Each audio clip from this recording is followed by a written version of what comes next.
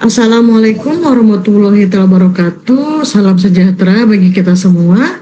Di kesempatan kali ini, kelompok kami akan mempresentasikan tentang proyek UAS mata kuliah Object Oriented Programming, yaitu tentang UPB Pedia.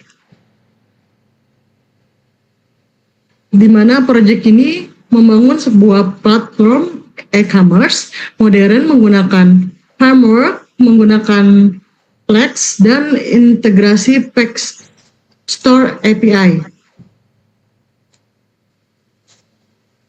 Sebelum lanjut ke materi, di sini saya akan memperkenalkan 5 anggota kelompok kami, yaitu terdiri dari Mbak Arni Yuniarni, Gilang Ramadan, Luciana Safara, saya sendiri Puput Nopela, dan Rizky Septiana Saputra. Selanjutnya, untuk perkenalan terlebih dahulu, apa itu UPB Pedia? UPB Pedia adalah aplikasi e-commerce berbasis web yang dibangun menggunakan Plex dan data produk menggunakan Plex Store API yang menyediakan fitur browsing, detail produk, dan shopping cart. Untuk selanjutnya, untuk teknologi yang kami kembangkan yaitu menggunakan back-end Python, Plex, front-end HTML, CSS, API-nya menggunakan Plex Store API, dan untuk arsitekturnya menggunakan MVC, yaitu Model View Controller. Untuk tampilan UPB Pedia yaitu seperti ini kurang lebihnya. Untuk selanjutnya, untuk menampilkan untuk website lebih jelasnya akan ditampilkan oleh Mbak Ara. Silakan Mbak Ara.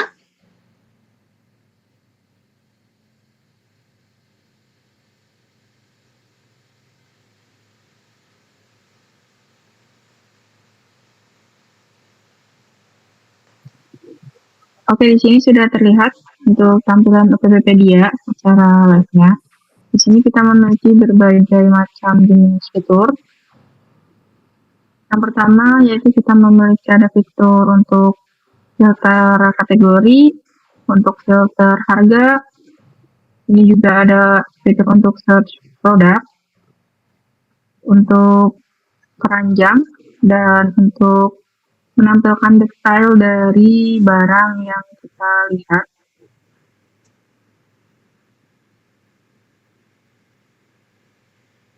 Jika kita masuk ke bagian view details, kita akan melihat tampilan detail produk dari yang kita pilih. Terus selanjutnya kita juga bisa mengatur NDP dari produk yang akan kita beli dan menambahkannya ke dalam keranjang. Jika produk sudah ditambahkan ke dalam keranjang, maka akan muncul icon di icon keranjang akan bertambah. Jika kita buka icon keranjang ini, kita akan masuk ke tampilan dari menu keranjangnya. Ini kita bisa update keranjang, hapus keranjangnya, dan bisa melanjutkan ke proses checkout. Dan di proses checkout nantinya akan berlanjut ke proses pembayaran. Mungkin seperti itu tampilan dari UPB Pedia. Untuk penjelasan lebih detailnya tentang fitur-fitur yang ada di dalam UPB Pedia akan dijelaskan oleh masing-masing anggota kelompok kami. Untuk selanjutnya saya kembalikan ke Mbak Puput. Terima kasih. Sebelumnya terima kasih Mbak Ara. Untuk selanjutnya di sini saya akan menjelaskan beberapa main features of UPB Pedia yang kami gunakan yang ada di aplikasi UPB Pedia, yaitu ada 7. Untuk macam-macamnya penjelasannya akan dijelaskan oleh masing-masing anggota. Yang pertama akan dijelaskan oleh Mbak Ara, silakan dipersilakan. Ya, terima kasih Mbak Puput. Nah, untuk fitur yang pertama dari UPB Pedia itu ada Search and Navigation. Ini ada cuplikan tampilannya ya. Untuk fitur yang pertama itu ada search bar yang memungkinkan pengguna mencari produk spesifik berdasarkan nama dan produknya. Fitur yang kedua yaitu ada menu navigasi, yaitu merupakan akses cepat ke halaman home, daftar kategori, dan cart atau keranjang belanja. Next. Nah, untuk yang selanjutnya itu ada bagian product browsing. Di sini ada cuplikan juga bagaimana filternya itu bekerja. Yang pertama itu ada fitur filter kategori, dari mana pengguna dapat menyaring produk berdasarkan kategori tertentu seperti elektronik dan lain-lain. Untuk fitur yang kedua itu ada fitur sorting, di mana fitur sorting ini dapat mengurutkan produk berdasarkan harganya, dari yang termurah hingga termahal dan sebagainya. Next. Untuk produk browsing yang selanjutnya itu ada fitur product card, yang dapat menampilkan informasi ringkas berupa gambar produk, judul, kategori, harga, rating bintang, dan juga ulasan dari pembeli-pembeli yang sebelumnya. Next. Nah, di sini bagian dari produk detail yang selanjutnya itu ada deskripsi lengkap yang menyediakan informasi mendalam mengenai spesifikasi dan kegunaan produk. Jadi, ini juga bersifat persuasif. Untuk deskripsinya itu dapat menarik pembeli, sehingga tertarik untuk membeli produk di UPBPedia. Dan yang terakhir itu ada kontrol kuantitas, yang memungkinkan pengguna memilih jumlah barang yang ingin dibeli sebelum dimasukkan ke keranjang. Jadi, kita bisa memilih berapa barang yang akan kita beli, bukan hanya satu. Mungkin seperti itu. Untuk selanjutnya, saya kembalikan dulu ke Pak Putut. Terima kasih Mbak Ara untuk presentasinya. Dan untuk presentasi selanjutnya akan dibawakan oleh Mas Rizky. Untuk Mas Rizky dipersilakan. Baik, terima kasih Mbak Puput atas kesempatannya. Baik teman-teman, sekarang kita masuk ke fitur shopping cart system atau keranjang belanjanya. Nah, yang pertama itu ada manajemen item. Nah, si pengguna atau user bisa menambahkan, mengurangi, atau menghapus produk dari keranjang sesuai dengan keinginan si penggunanya. Next. Nah, selanjutnya ada ringkasan biaya, yang mana isinya menampilkan ada subtotal, biaya pengiriman atau shipping, dan perhitungan pajak yang biasanya memakan tax 10%, itu secara otomatis. Next. Lalu selanjutnya ada update dan clear cart, di mana fitur ini untuk memperbarui perubahan jumlah atau mengosongkan seluruh keranjang sekaligus. Misalkan si penggunanya ingin menambahkan produknya, juga bisa, atau bisa menghapus keseluruhan, atau bisa langsung check out ya, apabila si pengguna sudah fix dengan produk tersebut. Next. Nah, sekian penjelasan dari saya. Mungkin selanjutnya saya serahkan lagi kepada silakan.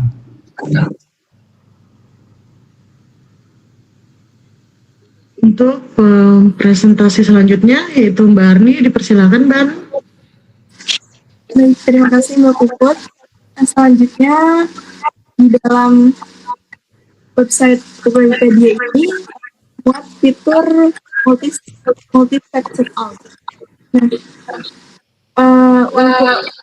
yang pertama adalah indikator progress. Di sini ada gambar yang menampilkan gambaran dari step-step dari mulai produk masuk ke keranjang sampai ke konfirmasi pembayaran. Kemudian indikator progress ini adalah untuk menampilkan langkah-langkah check out seperti yang tadi saya sebutkan dari mulai cart sampai confirmation. Selanjutnya,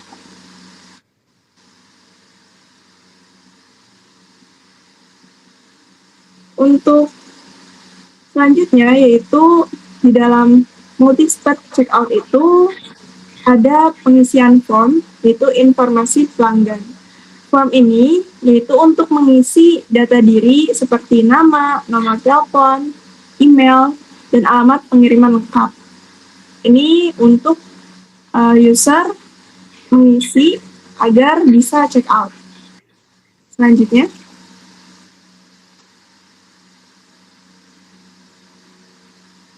nah, pada bagian selanjutnya yaitu order summary, yaitu berupa ringkasan pesanan yang tetap terlihat selama proses checkout untuk memastikan akurasi data. Bisa dilihat dari gambar ini sangat familiar ketika kita melakukan proses checkout pada setiap e-commerce manapun. Selanjutnya yaitu payment gateway. Nah, di dalam OPPD ini memuat beberapa payment gateway. Ada 3 metode. Yang pertama yaitu metode tradisional. Ini mendukung transfer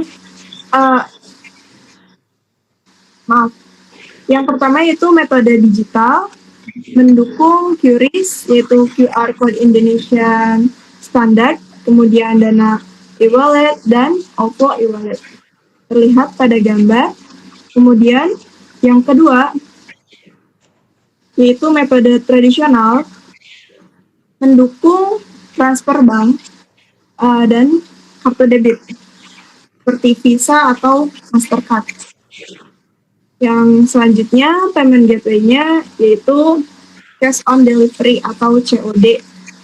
Fitur bayar di tempat dengan sistem keamanan tambahan dengan batasan maksimal pesanan sebesar 5 juta rupiah untuk menghindari penyalahgunaan. Oke, mungkin itu. Terima kasih. Saya kembalikan ke Mbak Puput.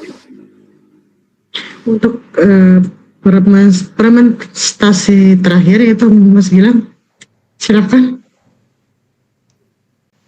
Terima kasih kepada Mbak Puput. Kemudian kita masuk pada bagian security and complement. Pada bagian ini kami menampilkan fitur security pada web e-commerce UPBpedia, di mana pengguna dapat melihat estimasi pengiriman hingga pembeli memiliki gambaran waktu barang akan sampai kapan. Selain itu, terdapat fitur secure checkout yang memastikan informasi pembayaran pengguna dienkripsi untuk menjaga keamanan data. Dalam men-checkout, pengguna wajib juga menyetujui terms and condition dan privasi policy sebelum transaksi dilakukan agar menjaga keamanan data pengguna. Next, Mbak. Next. Berikut pada slide ini kita menampilkan beberapa kode dari web e-commerce yang kami buat, di mana backend dikembangkan dengan menggunakan Flux, sedangkan data produk diambil dari Flex API sebagai simulasi data nyata. Flex di sini berfungsi untuk mengelola routing dan memproses request serta respon dari pengguna. Nah, sebelumnya Mbak, maaf. Nah, kemudian kode selanjutnya juga menunjukkan implementasi fitur produk dan keranjang belanja. Data produk ditampilkan secara dinamis menggunakan Flux dan pengguna dapat menambahkan produk ke cart atau keranjang. Nah, proses pengiriman data menggunakan metode POS agar lebih aman. Selanjutnya, sebagai dokumentasi dan pengembangan lanjutan, seluruh source code proyek kita diunggah ke GitHub Repos. Tujuannya agar dapat mudah dikembangkan. Dan repository ini berisi kode lengkap backend, front-end, dan integrasi API. Itu saja mungkin dari kita yang menggunakan Flux dan Flex API. Kami berhasil membangun web e-commerce sederhana yang memiliki fitur keamanan, pengelolaan produk, dan keranjang belanja. Kurang lebihnya mohon maaf. Wabillahi taufiq wal hidayah. Wassalamualaikum warahmatullahi wabarakatuh. Waalaikumsalam warahmatullahi wabarakatuh.